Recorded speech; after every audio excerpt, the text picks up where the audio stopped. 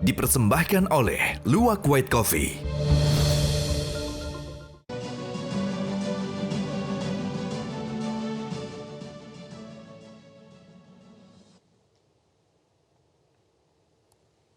Aduh, mantap banget.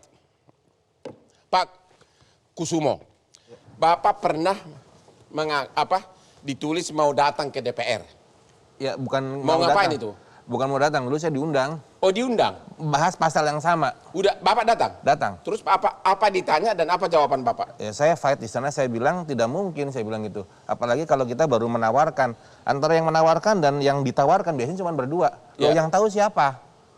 Ya, Bahwa terjadi ABCD itu siapa yang tahu? Ya cuma mereka berdua sama Tuhan. ya, Kan sulit jadinya kan? Ya. Kemudian kalau tiba-tiba si korban merasa terlaksana proses yang dikerjakan tidak berhasil. Ya. Dia mengadu ABCD. Membuktikannya bagaimana? oke. Kan jadi sulit kan. Dalam hal ini menurut saya hal-hal yang berkaitan dengan pasal penipuan sih sudah cukup. Karena kalau dilebar-lebarkan ke arah santet jadi aneh menurut saya, jadi udah nggak logis lagi. Ya. Tapi kan yang dimaksud di sini hanya kalau barang siapa yang menawarkan toh tidak peduli ada akibatnya. Pokoknya kalau menawarkan bisa menimbulkan kerugian orang, penderitaan, pidana. Itu perlu nggak? Iya begini, jadi kan kalau kita kembali menawarkan, kita cerita di alam nyata nih, dalam nyata. Ya. Kadang-kadang orang bercanda, orang teriak-teriak. Dia teriak-teriak, gue bunuh lu. Belum bunuh, gue santet lu. Belum nyantet. Tiba-tiba orang itu jalan kaki, kena jantung, dia mati. Ya. Terus mau dituduh dia pelakunya kan nggak bisa. Ya. Pertanggungjawabannya kan kalau kita bicara hukum menyangkut nasib seseorang, itu bukan cuma bicara hukum saja, tapi punya pertanggungjawaban antara kita dengan Tuhan. Ya. Nggak biasa sembarangan kan. Kalau kita bicara fitnah apalagi itu luar biasa tuh.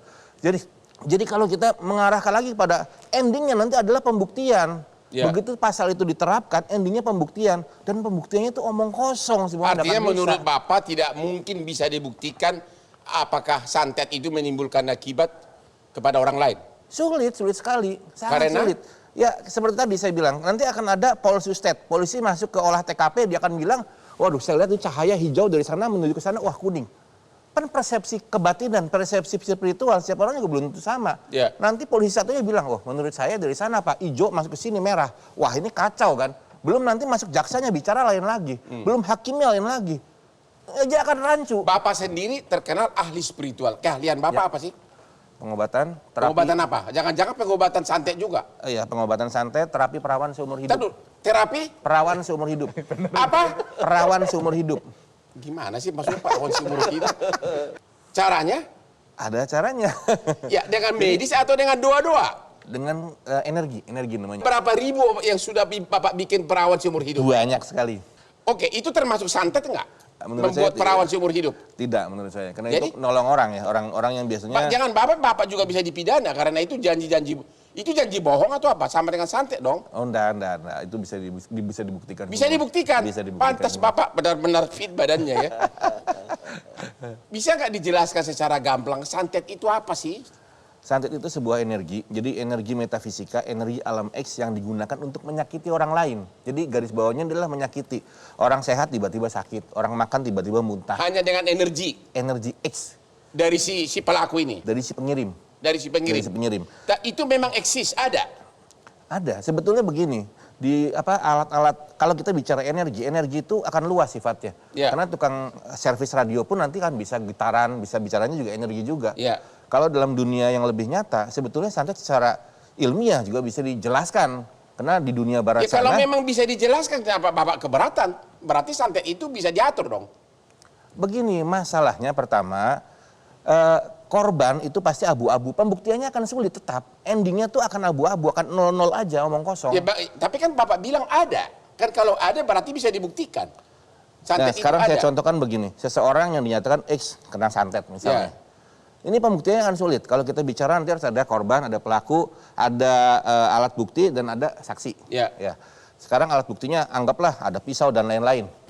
Itu alat bukti dari mana juga susah. Tapi kan yang di sini- menyatakan orang-orang tertentu yang juga belum tentu bisa Ya. dipertanggungjawabkan kredibilitasnya. Oh gitu. Kemudian nanti kita bicara saksi. Saksinya siapa? Kita mau panggil jin, mau panggil genderuwo, kuntilanak sudah jadi saksi. Ya. Jadi alamnya alam antah berantah, sulit. Jadi lebih pada kalau menurut saya kalau kita bicara hal itu, ya itulah internal yang memang ada di masyarakat di Indonesia. Secara teknis hukum itu sudah sangat nggak nyambung. Gitu.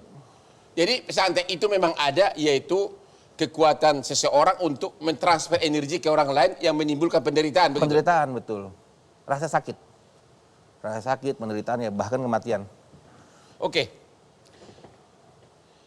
Pak Marsudi, dari segi hukum agama, ada enggak di dalam hukum agama untuk menanggulangi atau mengatasi santet ini? Ya, intinya di dalam agama melarang, mengharamkan Ya, berbuat dosa. Berbuat dosa termasuk tadi berbuat kejahatan. Apa saja. ya, Ya, apa saja. Nah, ketika santet itu sudah dalam definisi yang negatif, dikhususkan untuk hal-hal yang membunuh, menyakiti, itulah hukumnya tidak boleh, Ya. alias haram, tidak Haram. boleh. Ya. Pak Suparji, kalau ada, jadi apa pembuktian santet itu di pengadilan? Ya, jadi yang pertama yang harus dilihat kan mens rea dan actus reanya kan. Ya, apa itu mens rea? Niat jahatnya. Niat jahat. Niat jahatnya kan berupa menyatakan diri, itu kan Ya. menyatakan diri memiliki kekuatan kan gitu Ya. ya. Kekuatan goib tadi itu. Ya. Kemudian yang kedua dari perbuatannya, tadi kan opsional antara ya melakukan perbuatan yang bisa menyebabkan kematian, menyebabkan kemudian luka atau kemudian penderitaan mental tadi itu. Jadi kalau kita lihat dari sisi penderitaannya atau perbuatannya sebetulnya memang bisa diberikan hukuman. Cuman persoalannya pembuktiannya. Pembuktinya apa? Pembuktiannya tadi kan membuktikan apakah memang dia melakukan perbuatan itu, menjual, menawarkan, atau kemudian menyatakan Bahwa diri itu. membuktikan sudah ada korban bagaimana? Kalau membuktikan bahwa orang menjanjikan gampang. Ya, Tinggal dia bikin iklan atau ada orang mendengar, itu gampang.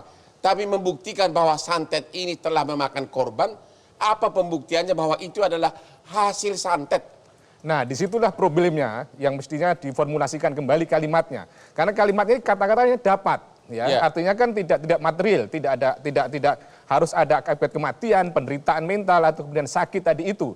Maka kalau memang bisa dibuktikan itu akan lebih mudah untuk mengkonstruksikan pasal tersebut Tapi pemenuhannya. menurut Bapak, Ya. pembuktian santet itu bahwa korban ini adalah karena santet, sama sekali belum tahu caranya pembuktiannya. Ya, nanti kan bisa dengan alat bukti petunjuk kan, bisa rangkaian-rangkaian peristiwa, bagaimana komunikasi korban dengan komunikasi yang minta Oke, jasa. kita kemudian kalau janji komunikasi- dari si pelaku, orang Ya. yang mengaku itu gampang dibuktikan. Ya. Dengan dia berjanji yang mengatakan saya bisa, itu gampang dibuktikan. Yang saya tanya, kalau ternyata si korban ini akhirnya menderita, Ya, ya, apa tadi? Atau mati. ya. Bagaimana cara membuktikannya bahwa itu adalah karena santet? Itu pertanyaan saya. Makanya kan relasinya ada 3 tadi. Ya. Korban, kemudian peminta jasa, dan pemberi jasa Ya. santet tadi. Ya, gitu. korbannya itu karena mati karena santet, buktinya apa? Ya, ada nggak relasi antara Ya, pasti ada relasi. korban dengan peminta jasa Sudah tadi ada itu? relasi, bisa dibuktikan bahwa memang ada komunikasi, bahkan bayar. Ya. Bahkan bayar segala macam. Jadi si A datang ke si A, misalnya datang ke Pak Kusumo. Pak Kusumo misalnya ahli santet, saya bayar dia. Bunuh dulu si C. Ya kan? Dan memang terbunuh. Atau menderita. Tapi bagaimana membuktikan bahwa dia menderita korban santet dari Pak Kusumo? Bukti ini bukan saya ke dia. Ya, kembali pada 184 KUHP kan. Bagaimana Yaitu? nanti surat-suratnya, apa petunjuk-petunjuknya, kemudian ahlinya, ada saksinya, atau kemudian keterangan dari pelakunya itu juga menjadi alat bukti. Saya kira alat buktinya kembali pada KUHP tadi itu. Saya kira kalau ada memang saksi-saksi yang menyatakan itu, ada petunjuk-petunjuk yang menyatakan itu, terus kemudian ada keterangan ahli yang mematinya karena tidak wajar dan sebagainya, maka itu bisa Pak Kusumo dikonstruksikan gitu. bisa buktikan bahwa si A itu mati gara-gara spiritual kamu. Secara teknis buktinya nggak bisa. Nggak bisa. Jadi kalau kita bicara tadi Bapak katakan korbannya nanti apa? Peminta jasanya. Iya, peminta jasa itu juga putus semuanya, nggak akan saling korelasinya, nggak akan ada. Sekarang kalau misalnya undang-undang itu dibuat, kemudian ternyata prakteknya begitu ternyata dibuat benar-benar terjadi, orang semua yang nama ahli santet nggak ada yang bikin, nggak ada yang tulis, gue bisa santet, gue tahu santet. Lalu untuk apa undang-undang itu dibuat? Jadi Buang-buang segala kesimpulannya macam. bahwa si A meninggal karena santet nggak akan bisa dibuktikan. Sulit, Nggak Terima bisa. kasih. Kita istirahat dulu setelah yang berikut ini.